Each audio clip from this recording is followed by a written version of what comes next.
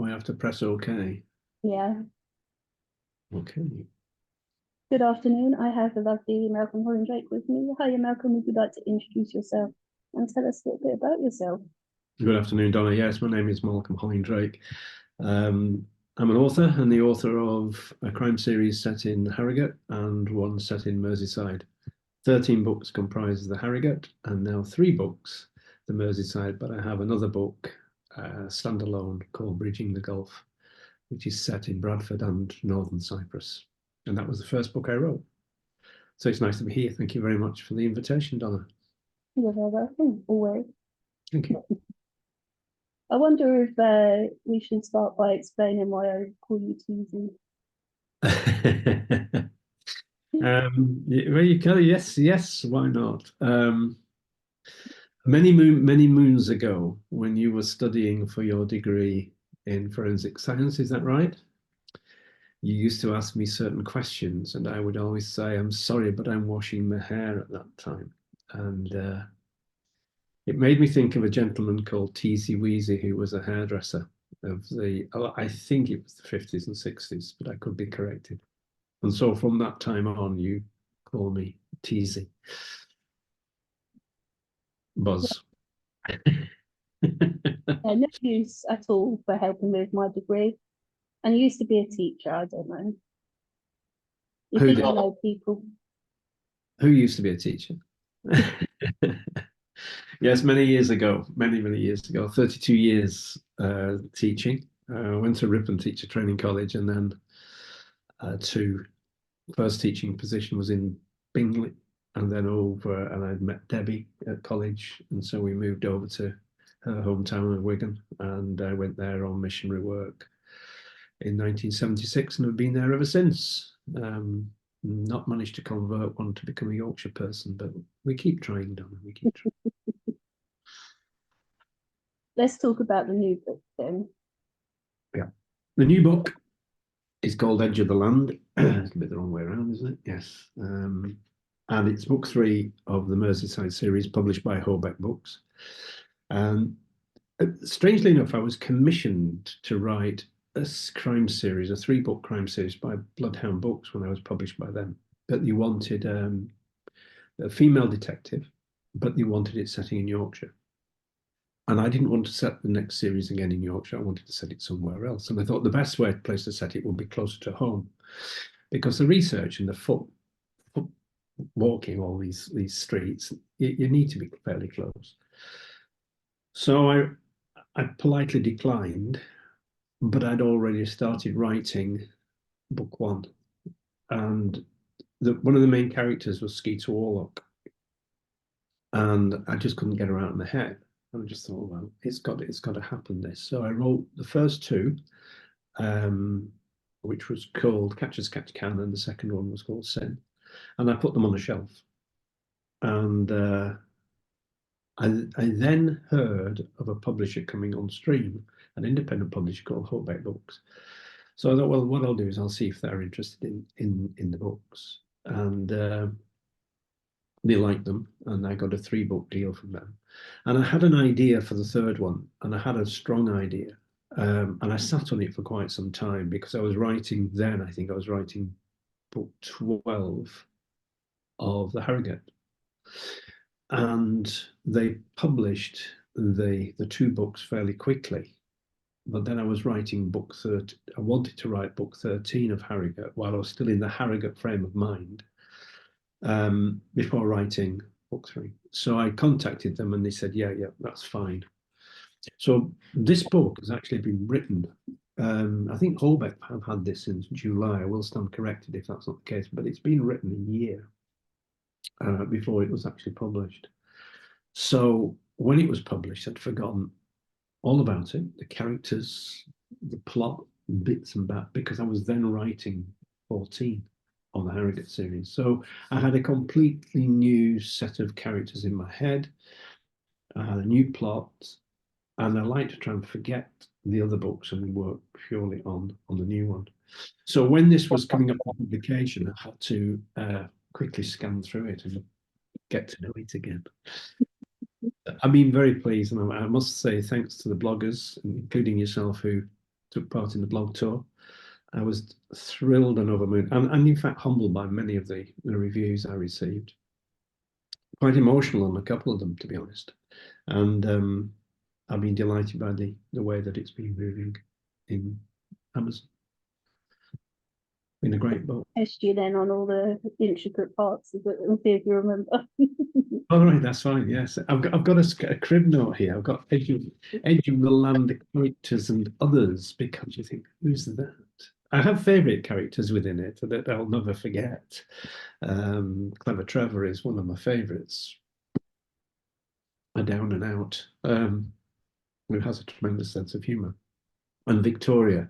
And in fact, one of the bloggers put on a review. You should not have done that to Victoria, because it could have been she could have been a fabulous character in another book.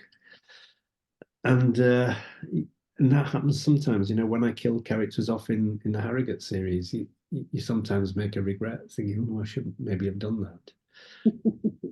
But you do these things. And I remember I was going to kill David Owen off in about book 4 of the Harrogate, and Debbie said to me, you do realise if you kill David Owen off, you've killed the series.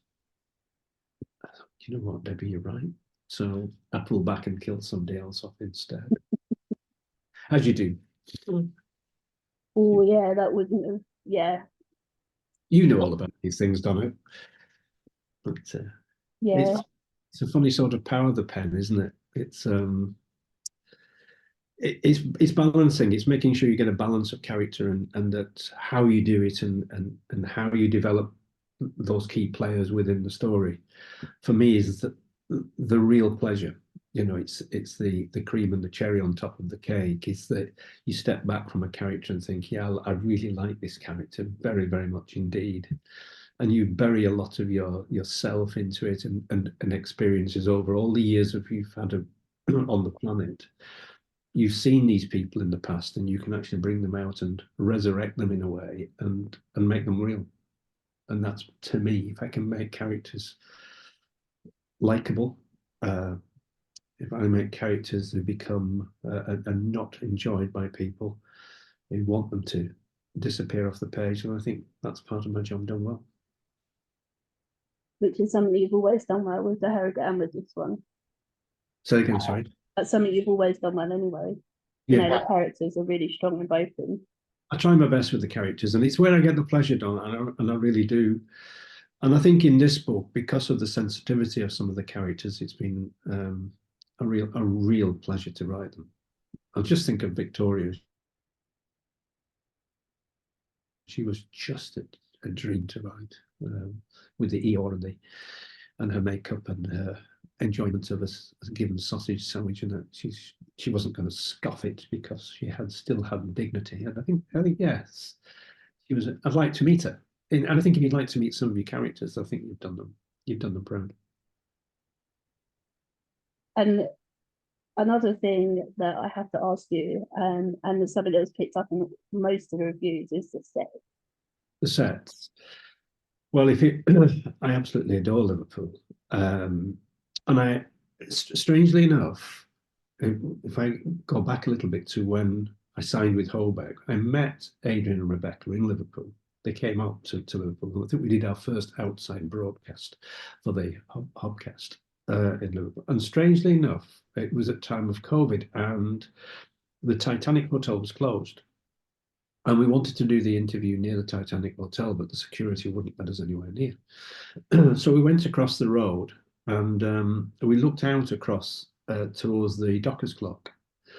And it was then that I really liked, although I had the idea for book 3 then, the Dockers Clock hadn't even come into my consideration. So when I saw it, and I saw it standing there like a sole finger, a lighthouse, a beacon, I thought, that's got to come into the story. And of course, next to the Dockers Clock now, they're building the new Everton football ground, which is a colossal modern skeletal type structure, which contrasts quite starkly with the Dockers Clock. And although I'd only mentioned it briefly, the Everton's ground, the clock seemed to hold everything for me. So if you can convey the change in Liverpool, the past, the dereliction, and there is a lot of dereliction, and I mention the Titanic again because the Titanic have been so supportive of the writing of this book. They allow me to go in. I talk them through the process of what the character was going to be there doing there. They said, just feel free to wander. If you want to see anything, let us know. So they were so welcoming. In fact, strangely enough, that came into my conscience because I had a lunch there with Linda Checkley. She booked in, and I went across and we had lunch together, Andrew and Linda, and so that was the reason why the Titanic was included, and the manager there was so welcoming and kind. And of course, then you have to you have your plot, you have your ideas, and there was one particular area in the story where the two people have got to be able to get past security on one of the beautiful apartment blocks, which is comprise the old dock buildings. And so a friend and myself, we went to where the people were in the shopping area opposite. We walked across the crossing, we walked through the gate, we walked straight past the security officer and the security who didn't stop us. We went to the main door where the story takes place. And it worked. And we didn't know whether it would. And had it not, I'd have had to change the whole plot really for that area. But it just worked. And so treading the ground, looking at the objects, looking at going into the buildings, just gives you that ammunition in which to then build and design, paint the scene in a way on which you then put your characters. So yeah, brilliant. It's and I hope that, well, Harrogate's always been a wonderful backdrop, and not the Yorkshire Dales, and so Liverpool has also been. I can't remember if I said in my review, but it felt like you really hit your stride with this book. I felt In the strongest book. It's a book I've really, I think, very comfortable with when it was finished. Sometimes you when you finished a book, you have these niggles in your head. Should I do it a different way? Should I have done this? This one felt quite complete. And in fact, I think I was mentioning to you before we started here that I got a message back from Holbeck after they'd read it and said, oh, we're a little bit concerned that Skeeter and April aren't the main characters within the detective force, and that Tony and Cassim had taken more of a lead role. And I felt, after speaking to two police officers who worked in the Liverpool area for a considerable number of years, that moving them back a little bit, and although they still were quite strongly involved, they're not the main characters involved. And I felt that was right, and it worked better as a police procedure. So I was comfortable. So yes, as a book, and I was comfortable with the length of the book, and not just the characterizations within it. So yeah, place, set, people, everything seemed to work for me. But it had been gestating for quite a long time in my head. So that basic story, and which is unusual for me because I usually just sit down and write. But this had not a plan, but I knew roughly where it was going, which is easier in a way, I think. so. Obviously, after that, we're all going to want another one. So is there going to be? I don't know. 14 is coming on Harrogate.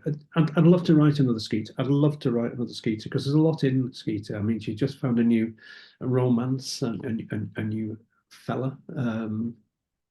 I could see April Decent moving sideways and going somewhere else, and Skeeter and Tony Price becoming much more of a strong team because they do enjoy each other by throwing paper darts and sending messages. And I'd like to develop that much more. So never say never, I don't suppose. It depends whether Holbeck would want another one. I don't know if they do, but it's the ideas are there.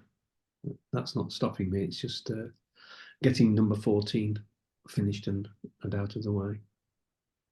Because I think when we last spoke about the Harrogate, you felt that was coming to a sort of natural end. Yeah, I think book 14 may well be the last I do for some time. I might finish with a novella for that series and just I'm 71 now, so it's how much longer I want to be. I mean, Ian Rankin does one book a year, and he's 64 today, isn't he? Happy birthday! Um, so I don't know. I don't know how much energy I've got, and I just love the writing process. It's everything else around it that takes up the time and the energies, isn't it? I suppose I'll always write, but it's whether I want to put them out into the release them into the world, as they say. Just do novellas, then I'll be alright. We'll be happy with them. I like novellas. I'm not being funny, but I do like novellas, and I reckon sort of 50, 60,000 words is a great way to write a good sharp story.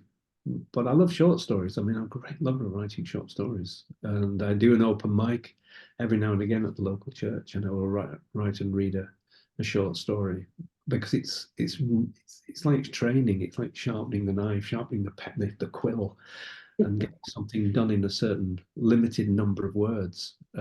So I still find it so attractive to sit down with a single idea and develop into a little tale. Yeah, you're never going to stop writing. I'm never going to stop writing, and I know that. It's whether I can. I don't want to get to the stage where a book becomes, oh, it's another one of those. I wanted them to be. So maybe not necessarily the Harrogate or the Liverpool, but a standalone. And I've got two ideas for standalones now that I would like, and I've scribbled them down. Um, so maybe those ideas will come to fruition. I'm not too sure. When you started the Liverpool, did you have an actual series arc that you wanted for the main characters, or did you just want to develop them and see how it went with each book? Skeeter Warlock, I adore the idea of her as a person, and of course, then you have to have the foil, you have to have the balance.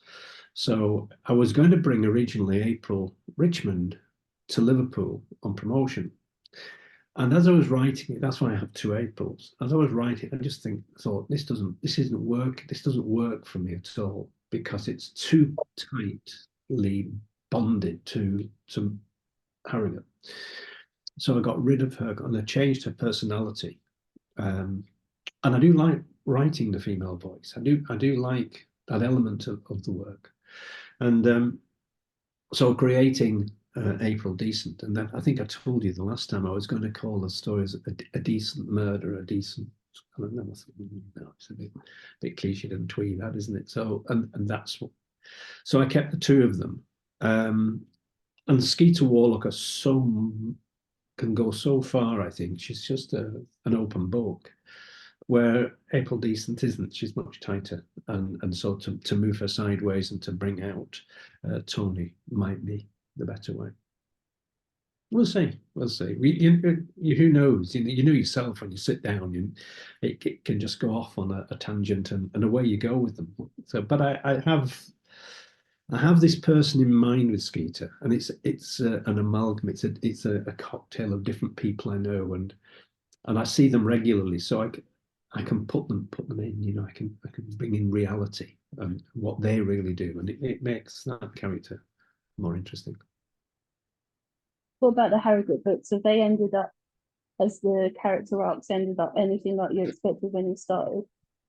Yeah, that's one of the pleasures of writing a series is that you develop them. The people live through you, through your pen, through your ink, and I just think it's been lovely developing Cyril Bennett, and it's been fabulous. David Owen's been a great character to write, and still is.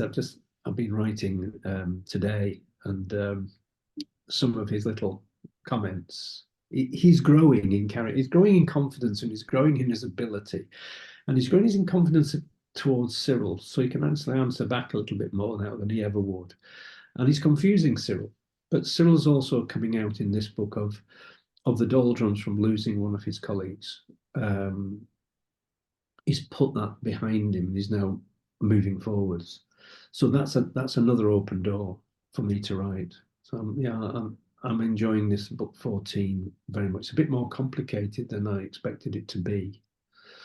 And so I keep having to go over it all and move things and change things. but it's coming there. I'm well over halfway, so shouldn't be too long. If only I can get myself in gear.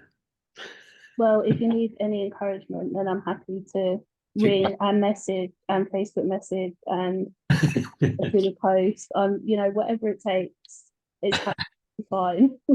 I'm getting there. I will get there. Yes, I'm getting there. And you just have to ask Tony Ford that jokingly said that he wanted to be told on the 8th of each month how awesome he was. I remember that. I remember. Yeah, And you did. And you I did. did. Yeah. Yeah. Yeah, don't dare me or joke because I will do it. Which he learnt to his cost and was very embarrassed. But I'm like, well, you asked me to. You can't deny that you didn't ask me to. It's in black and white And if what Donna says, Donna does. because I'm a facetious little cat. Well, I wouldn't. I daren't. But certainly, if I can do my 1,000 words a day, and I'm a bit slipping from that because I'm going back over all of the words at the minute and get back onto that, then I always say when I'm writing, it's a bit like running a marathon. I get to a stage and I hit this little wall, and and that's usually about the 35, 40,000 word mark.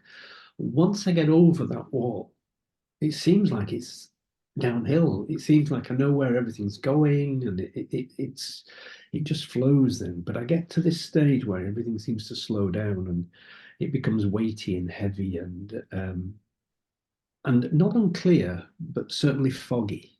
And I've just got to get my head where everything is. And once I know where all the characters are sitting and what they're each doing and what's been done, I can then tie all those like strings. I can tie them all together and put it into one long and just come over the top and finish off. But I've reached the wall at the minute, so that's why I'm going back over it all to just get. I need about 14 telephone directories just to be able to get over the top.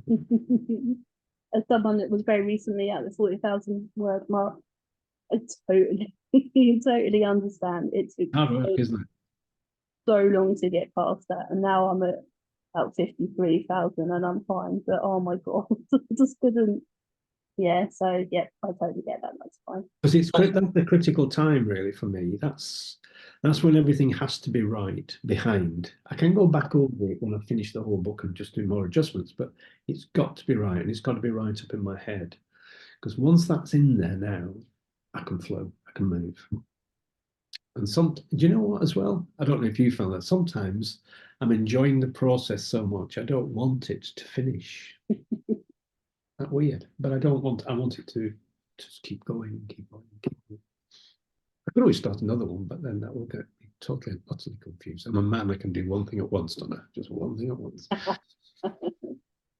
Say nothing.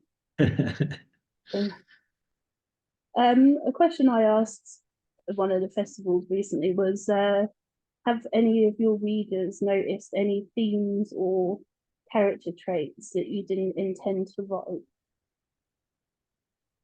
No, I don't think nothing comes to mind. No.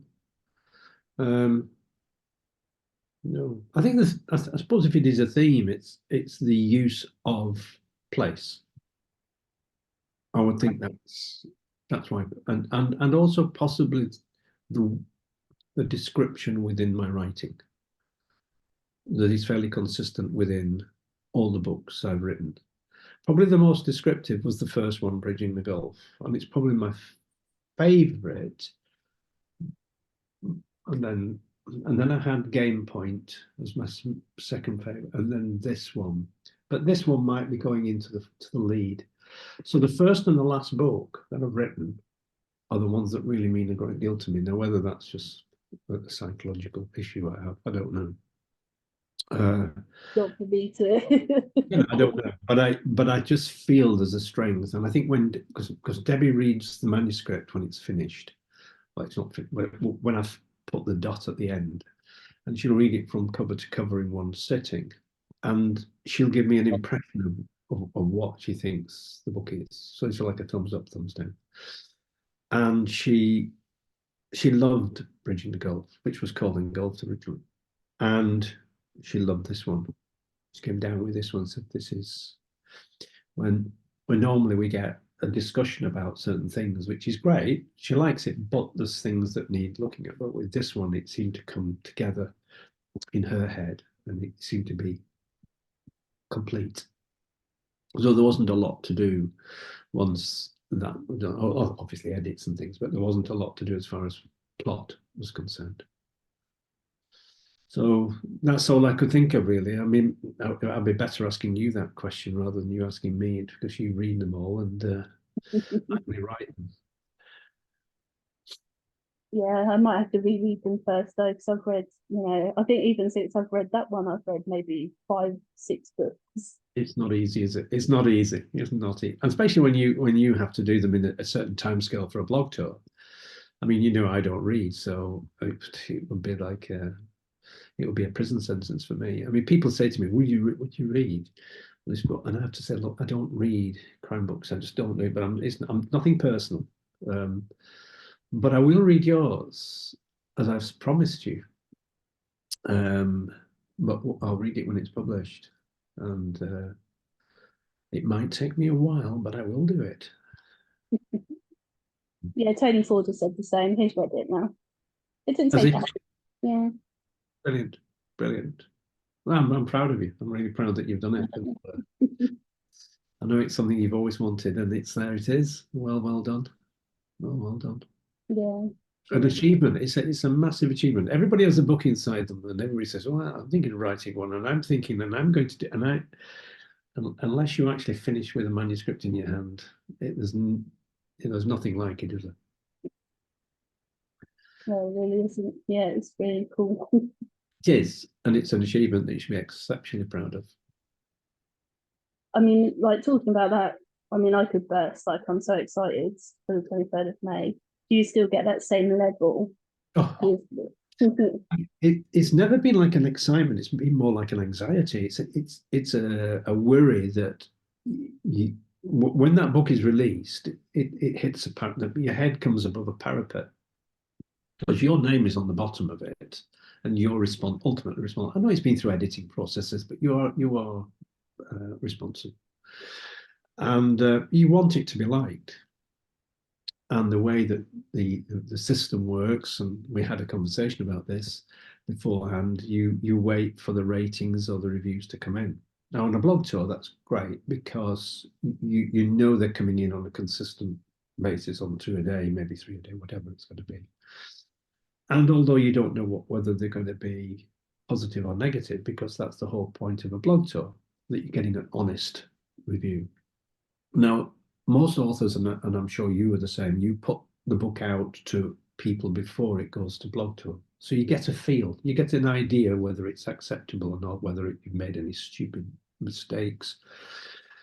And I know I sent it out to a number of people. And I got a message back, there's this or there's this in it, and which is fantastic. So you can actually do something about it fairly quickly. And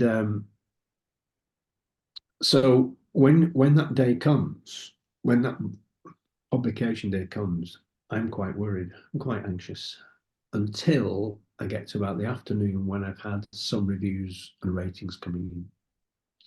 Now, the only problem I have with ratings is that it's just a star system. So you get a 5-star, 4-star, 3-star, which is fine.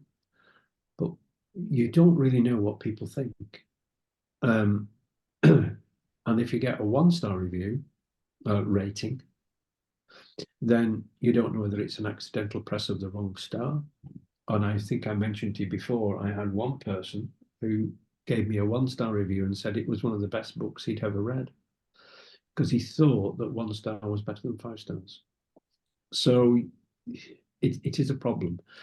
But now I don't worry as much as I used to do, Donna. I know you're going to be exceptionally worried when you're but now you don't. I mean, I read every review because I'm hoping to learn from it. But if there's no review, I can't do anything about that. I can't. I'm not going to lose sleep over it. I can't lose sleep over it. I've got to get on with the next one. So the answer to your question is yes, I do get a little bit anxious and excited. It's exciting. You know what the exciting time is when you get your books from the publisher in a box and you open them and you smell them and you look at them and you flick through them and you see a name on the cover, and it, somebody's taken time to design the cover, and Holbeck have taken a lot of time in presenting the interior of the book, and it just looks. It's just the handle one. It's like oh, it is. It's really really precious, and to see somebody buy one in a shop is even more magical. They're giving good money away, and you want them to get a good experience from that book, from written word. Yeah. As this, I'm such an idiot with my cover because obviously I've looked at it lots of times. And I didn't realise till maybe last week or the week before that it was a car that was on fire on the front, oh, I knew there was a car in front. Yeah, but I didn't. I don't know why, I just didn't click. And then I was looking, I'm like, oh, that's a car that's on fire. I hope there's a car on fire in the story, Danny, because if not, you've got a problem. Yeah, there is. If there is a car, there is a car fire in it. It is Oh, relevant, yeah. you're all right. I don't know why I didn't realise, like, what an idiot. I've looked at that cover so many times. I didn't I realise think it. you become. It's like when you're editing and when you become word blind. You don't. In fact, at the end of it, you don't want to see that manuscript again. You just want it to go and come back magically as a book. Because you're fed up with it. You're absolutely fed up. So by publication time, you've read it so many times, you just want it to go. Although on this occasion, it's so long since I read it, since it was handed in ready for publishing. But that's a good thing for the publisher if they're publishing good quality books and it's filling their year of publication. Good on them, power to them. Let's hope they have success. And Hobeck has high quality. I don't read a bad book by Hobeck. So I always say yes to bookstores. Yeah, they do a great job, and they make sure. And I know times have been difficult, and but the book covers and the presentation have always been right. And if you contact them with maybe some issue, you know it's going to be put right very very quickly. Um, and I think that approachability makes it uh, a valuable relationship to have with your publisher.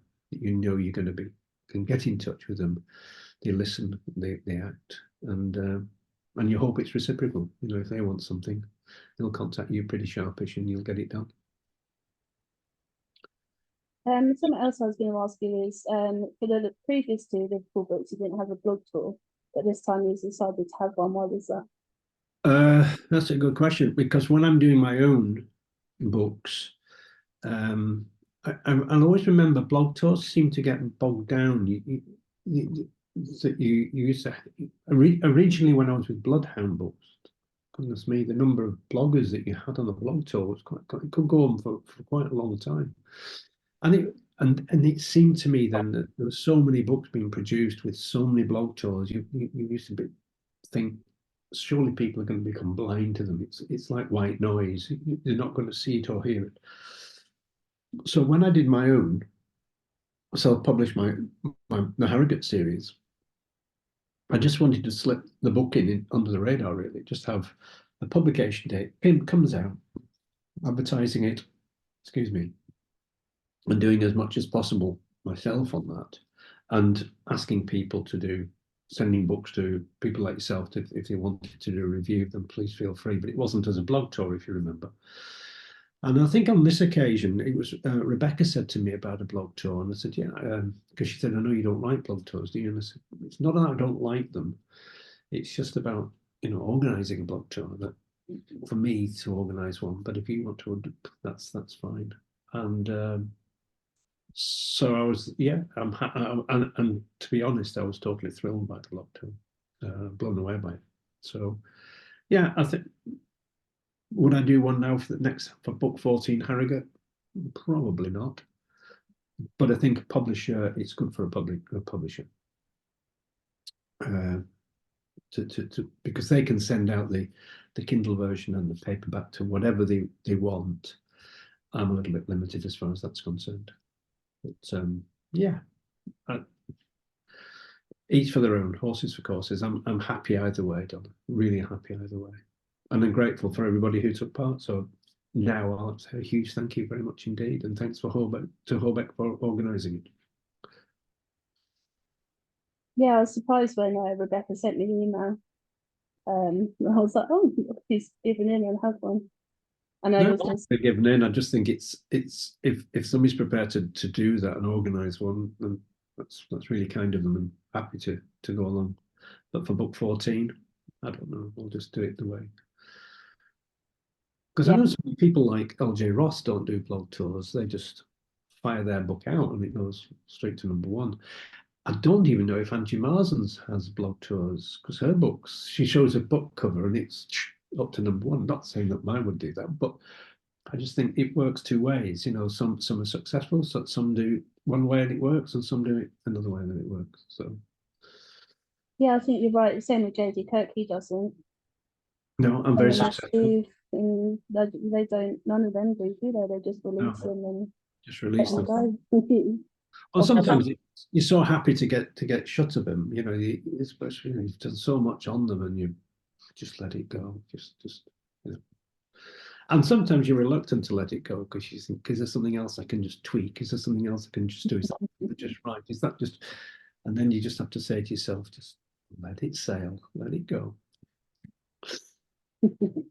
Even though you don't own a TV and you don't watch TV, would you like to see your series? And if No idea. I've no idea. I used to Tom Hollander would be one for Cyril. I always thought Tom Hollander would be perfect for Cyril. But I don't I don't know. I don't have the knowledge. I don't have the knowledge of present day actors to give them. I think for Skeeter, for instance, I have no idea. Um, and it's a dream that's in that I would love, but it's never going to happen. So there is far my age. No, I don't think so. I don't think so. If it did, then lovely, and I'm sure there'd be people who could cast that better than I. But we'll see. We'll see. What? No, I've no idea. I must buy a television. Sure. you got the internet, it's fine. Okay, so a slightly nastier question. If they were, who would you play? Who would I? Right, that's a good question. I'd love to play Cyril Bennett, very much so. Um, You've become more him as the books have gone on. yeah, well, I think he's become yes, and I would like to.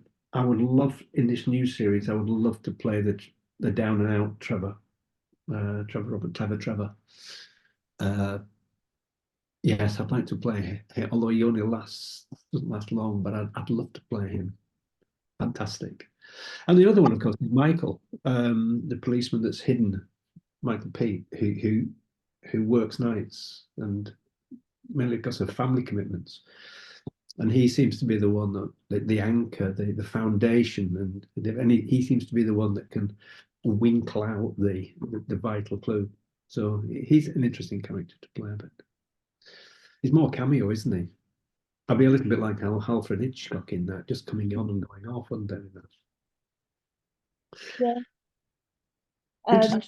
And another slightly evil question: if you were to be fictionally killed, would you rather have Cyril and his team or Skeeter and her team to solve the case? Um, I think Cyril. I think Cyril at the moment. Yes. Yeah. Why? I know them better. I know them, and I hope that they know me, so they would have the vital clues for which to find the problem.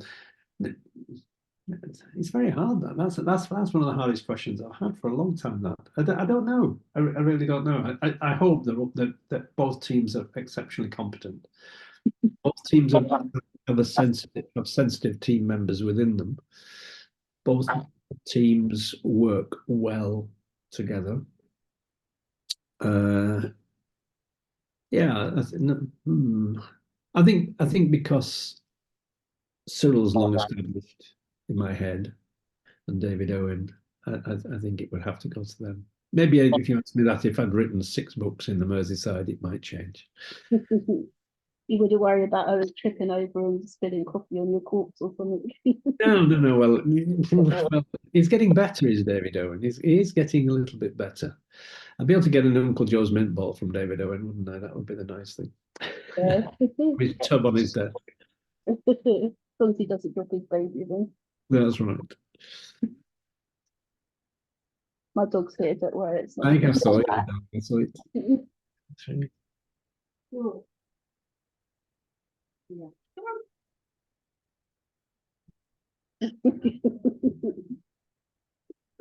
Trust you. Yorkshire Terrier. That's Yeah. appropriate for Harrogate.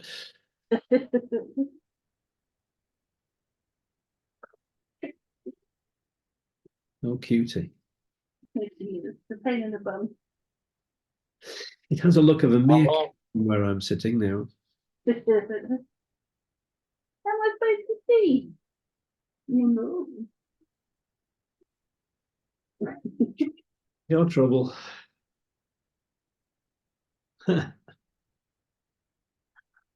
Honestly, you were gonna. Well, there are 2 dogs in the series, aren't there? We've got Ralph, the Great Dane in Harrogate, and we've got Tico in the rescued greyhound in the Merseyside. So we have a dog in each one. That reminds me actually of another question that I love asking is, have you given any of your series characters a trait or a mannerism or something that you regretted later on? I regretted. No, I don't think so. No, no. In fact, I think I've exaggerated certain traits that they've had, and maybe mellowed them as the series has developed. And I think, as in life, one does that. As confidence comes in a certain profession, you change, you adapt as your confidence develops. So, no, I don't think so. Do you have one in mind? Do you No. come to The mind? reason that I asked is because I heard Ellie Griffiths on an interview once say that she regretted saying that Ruth didn't wear jeans. So why on earth did she not wear jeans? I don't understand why I wrote her not wearing jeans. So then she had to write, as she wrote through the series, she had to sort of find a brand that she liked and that were comfortable so then she could wear jeans. No, I don't think so. And then with Cyril anyway, he's always got shoe trees in his shoes, and he brushes his jacket, and he presses his trousers, and everything's clean, and he shaves no matter what time he gets up. But I think that's part of the character, and I wouldn't get rid of any of that. Um, and of course, in the very first series, he was suffering from Bell's palsy, which upset him considerably as a vain person. Um, so using sort of tricks like that worked very well for Cyril. But no, to be honest, no, they can wear what they like. I control that anyway, so there's no regret, no regret. It's funny, every time I've asked it, usually people regret putting pets in. Because they're like, oh, I have to make sure that the dog's fed and the dog's walked. Because readers Killing a will pet, notice and they'll say, killing a pet. yeah. I've had comments about that. In fact, I had a lady contact me, a dog in Hell's Gate, where the dog actually attacks a human being. Um, she came across to me and said, I had to stop reading Hell's Gate, she said, because of what that man did to that dog. And I said, well, what about what the dog did to the man? Oh, she said, they can do anything they like to the human beings. That doesn't bother me at all, but don't harm a dog. And it was a real big lesson to me, that it was really a sharp eye opener that people have more care and concern over animals than sometimes they do over their fellow human beings. So I made sure that I would never harm an animal again in the book. And it's same with children, writing about children. I think in the third book it was talking about crimes against children, which happens, and you have to write it, and it got it out of my system, and it would never write again. But that was a key book for me, and I enjoyed writing that one. So, would I change that again? No, it's in the past. It's done, and people have enjoyed it, and it gets the ratings and the reviews that are positive. So, no, happy with it. Jeans, no. Yeah. Well, I can't think of any more questions for you, unless you think there's anything really obvious that I haven't asked you. There isn't, and it's been a thoroughly enjoyable time. Thank you, Donna, and again, congratulations on your book. And may I wish you all the very best with it. And can I thank again Holbeck for all their help with this Edge of the Land. And can I also say thanks to the bloggers and the reviewers and anybody who's read it so far and kindly written a few words on a review. Some things sometimes people think they've got to write a lot and they don't. You just have to really enjoy this book. It tells me everything I want to know. Loved Liverpool or loved this or did this. It just lifts it for me. It's like a manna from heaven. It's a reward. It's like a drip feed for writing this next one that I have at the minute. But thank you very much indeed. It's been lovely to see you. You take care.